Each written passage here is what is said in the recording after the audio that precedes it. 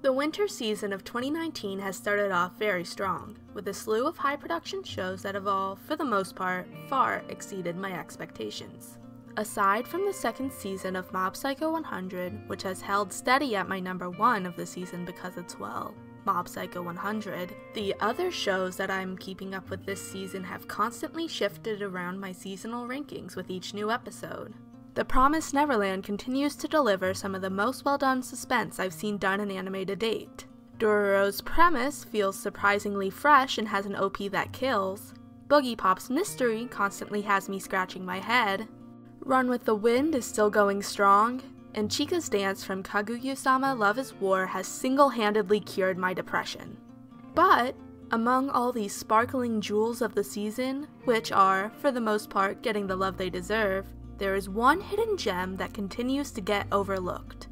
My Roommate is a Cat is Possum. It has been the perfect slice of life to keep up with this season, especially to contrast with the other heavier shows that I'm watching.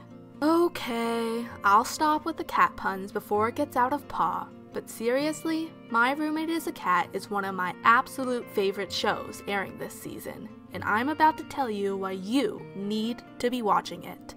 My Roommate is a Cat tells the story of Subaru Mikazuki, a novelist with severe social anxiety who is having trouble coming up with an idea for his new book. He's lived on his own since his parents died a few years back, and he'd prefer to live his life without ever having to interact with people again. But when Subaru has a chance encounter with a stray cat that he ends up taking in, he not only gets a new idea for his next novel, but also has his life changed in a way he never could have expected. When I first started watching My Roommate is a Cat, I thought it would be super cute, but that's about it. And, though its art and animation are nothing to write home about, the show is certainly cute, and is about as wholesome as anime can get. However, if an anime could succeed on its cuteness alone, then the abundance of poorly made moe-style shows that keep getting released would take over the top of the charts every season. No, My Roommate is a Cat is more than just cute, and despite how extraordinarily average it may look at first glance, I believe that My Roommate is a Cat has the potential to become something truly special. Though the show labels itself as a comedy, and the antics of Subaru and his cat, which he comes to name Haru, can be quite funny to watch in each episode, for me at least, the show's main appeal doesn't come from its jokes, but rather from the extremely heartwarming tale it's starting to tell. The show's biggest strengths are in the subtlety it exhibits as Haru and Subaru slowly start to understand each other, and how it explores the profoundly meaningful relationship that can foster between an owner and their pet. So far, the show has done a wonderful job at showing the extremely large impact that pets can make on their owners' lives in a very sincere way. Though I definitely have to say that My Roommate is a Cat is a pretty lighthearted show at its core, it definitely doesn't shy away from exploring some darker themes, especially regarding Subaru's parents' deaths. That being said, the shifts in tone never feel out of place, and the show never exploits Subaru's grief as a scheme to cheaply exploit the viewer's emotions without actually putting in the effort to do so. When the anime does utilize emotional scenes, they are always nuanced and hold significance in moving the story or character development forward.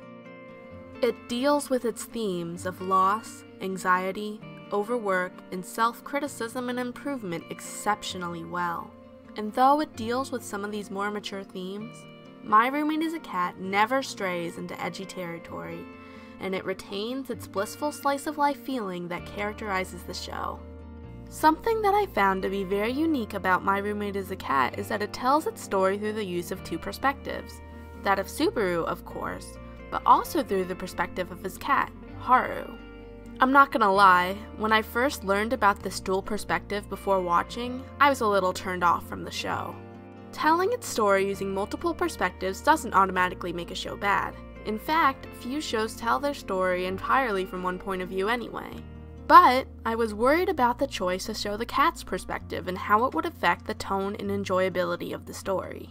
Seeing the perspective of the cat could easily fall into cliché territory, especially among the multitude of animal perspective shows that already exist in the worldwide animation industry.